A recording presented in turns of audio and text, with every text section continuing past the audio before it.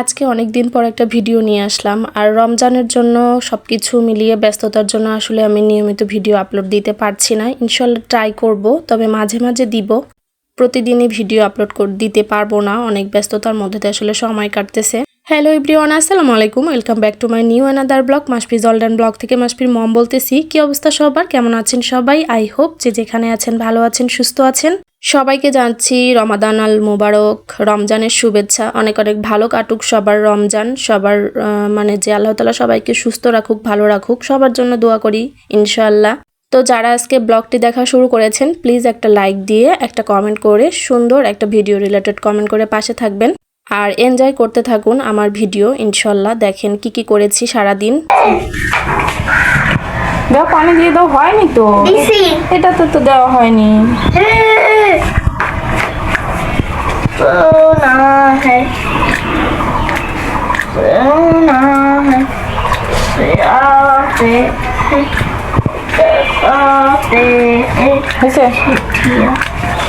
দিবা না? আর দিবা না? বাচ্চাকে নিয়ে স্কুল থেকে আসার পর দেখতেই তো পারলেন, বাচ্চা কিন্তু আমার সবগুলো গাছে মাশাআল্লাহ পানি দিয়ে দিচ্ছে। আর স্কুল থেকে আসার সময় শাক কিনে নিয়ে এসেছিলাম, কারণ রমজান মাসে কেন জানি মাছ মাংস দিয়ে একদমই ভাত খেতে ইচ্ছে করছে না। মনে হচ্ছে যে ভর্তা আইটেম বা শাক বা ডিম ভাজি এগুলো দিয়ে ভাত খেতে ভালো লাগতেছে। তো আজকে হচ্ছে শাক, আলু আর পেঁয়াজ একটু বেশি করে দিয়ে মলা মাছটা হাতে মেখে রান্না করব। আর ধনিয়া পাতার সেন্ট তো মাশাআল্লাহ, ধনিয়া পাতা দিয়ে তরকারি খেতে অনেক ভালো লাগে।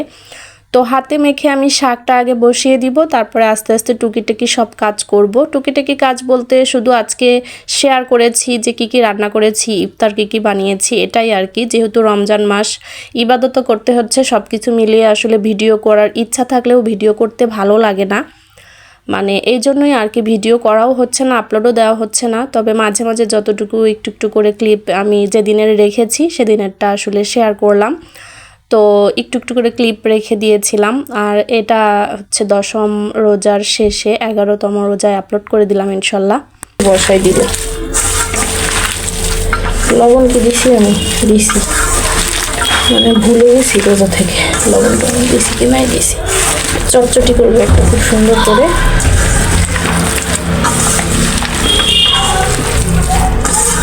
শাক চটচটি, এই ছোট মাছের তরকারিটা যত মাখানো যায় না তত মজা হয়। এই যে মাছগুলো দিয়ে দিব, মলা মাছ দিয়ে রান্না করবো এটা।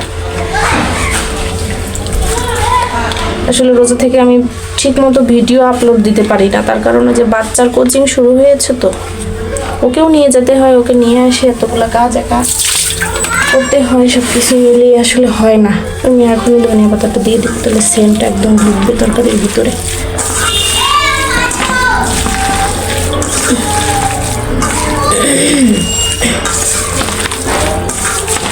এখন একটা আমি শুদ্ধ করে হালকা পাতলা ঝোল দিয়ে চটচটি বসাই দিব।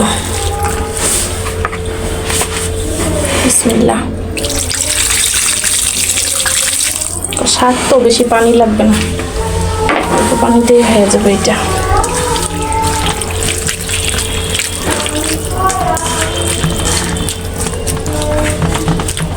ভালো করে বসাই দিব।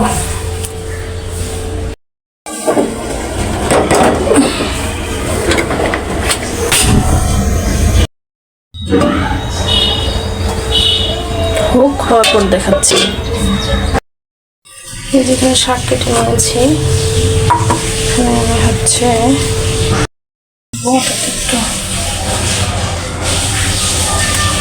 শাক দিয়ে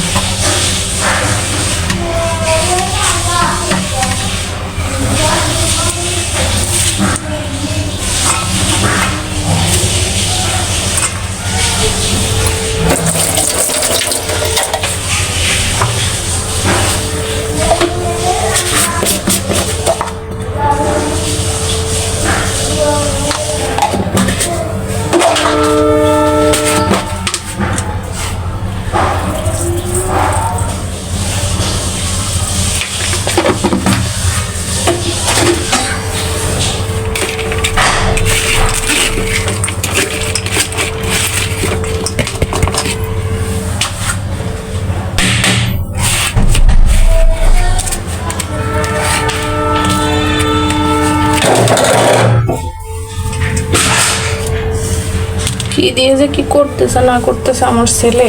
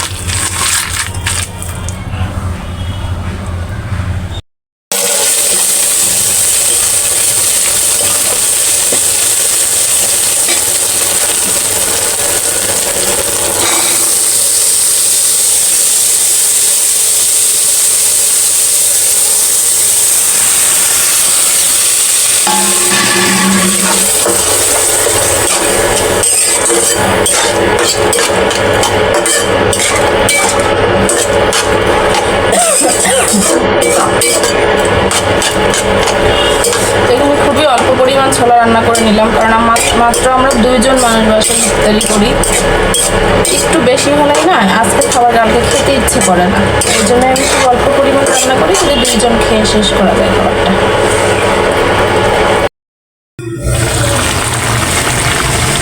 কিন্তু শাকের তরকারিও আমার হয়ে গিয়েছে।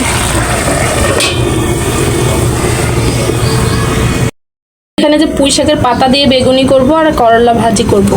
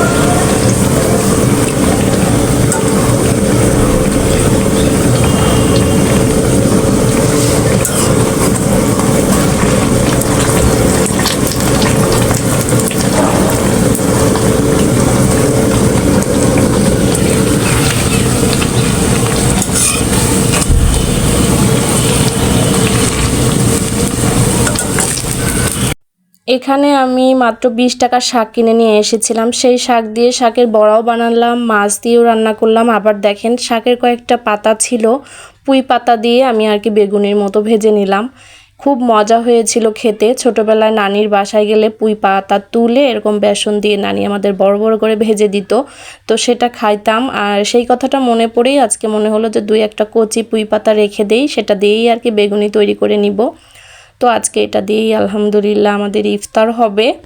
ইফতারে খাবারের ভ্যারাইটিস রাখলে আসলে খুব ভালো লাগে। আর রমজান মাসে আমি খুব একটা বেশি ইফতারি শেয়ার করতে পারবো না, কারণ আমার হাজবেন্ড বলে দিয়েছে রমজান মাসের খাবার দাবার নাকি শেয়ার করতে হয় না। তো যাই হোক, আমি মাঝে মাঝে একটু যেদিন মানে আমি ব্যস্ত কম থাকবো সেদিন একটু শেয়ার করার চেষ্টা করব, যে টুকিটাকি কী কাজ করি মাঝে মাঝে সেটাই আর কি। তারপর যদি ফ্রি হতে পারি তাহলে কন্টিনিউ ভিডিও আপলোড দিতে পারবো, তাছাড়া তো আসলে সম্ভব হচ্ছে না। চেষ্টা করি তো আপলোড দেওয়ার, কিছুতেই সম্ভব হয় না। তো এই পাশে দেখেন অনেক দিন পর করলা পেয়েছি। এই বাজারগুলো কিন্তু স্কুল থেকে আসার সময় করে নিয়ে আসি। তো এই যে করলা ভাজি করবো, আর করলা ভাজি দিয়ে গরম ভাত মাশাআল্লাহ অনেক ভালো লাগে। আমার যে ছোট বেবি আছে ও কিন্তু খাবে এই করলা ভাজি দিয়ে ভাত। তো এদিকে দেখেন আমার শাক দিয়ে মাছের চটচটি হয়ে গিয়েছে। চটচটি টাইপের তরকারি আসলে গরম ভাত দিয়ে ইফতারের পরে খেতে খুব ভালো লাগে। তো রান্নাবান্না শেষ, এখন আমরা সবাই ইফতারি রেডি করে ইফতার করে নিব।